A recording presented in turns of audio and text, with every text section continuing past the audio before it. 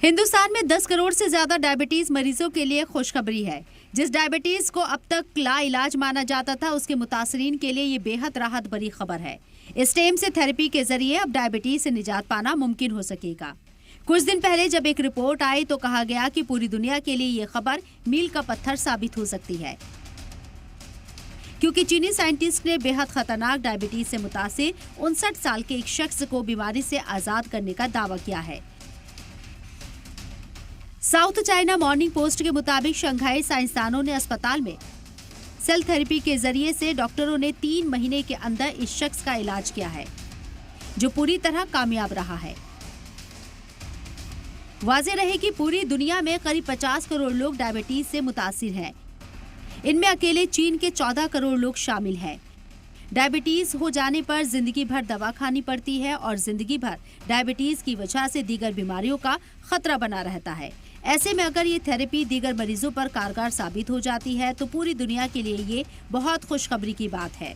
दरअसल 59 साल का एक शख्स पिछले 25 साल से डायबिटीज से बुरी तरह मुतासिर था। बीमारी इतनी ज्यादा संगीन थी कि उसे हर दिन कई इंजेक्शन इंसुलिन के लेने पड़ते थे।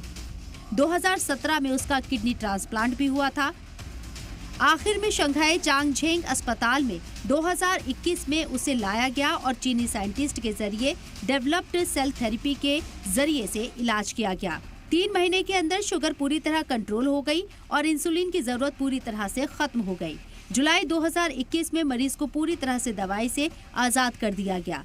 यहाँ तक कि इलाज के 11 हफ्ते बाद उसमें इंसुलिन की जरूरत भी नहीं रही। 1 साल के बाद उसे डायबिटीज की दवा भी बंद कर दी गई और अब वो बिल्कुल सेहतमंद है। अब जानते हैं कि क्या है सेल थेरेपी। इस नई थेरेपी में सबसे पहले मरीज का अपना पेरिफेरल ब्लड मोनोन्यूक्लियर सेल को प्रोग्राम किया जाता है, फिर इसे ट्रांसफर कर उसे सीड सेल्स में बदल दिया जाता है।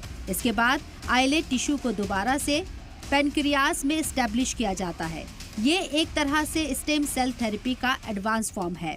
बताया जाता है कि इससे रीजनरेटिव मेडिसिन के डिपार्टमेंट में नया दौर शुरू हो जाएगा।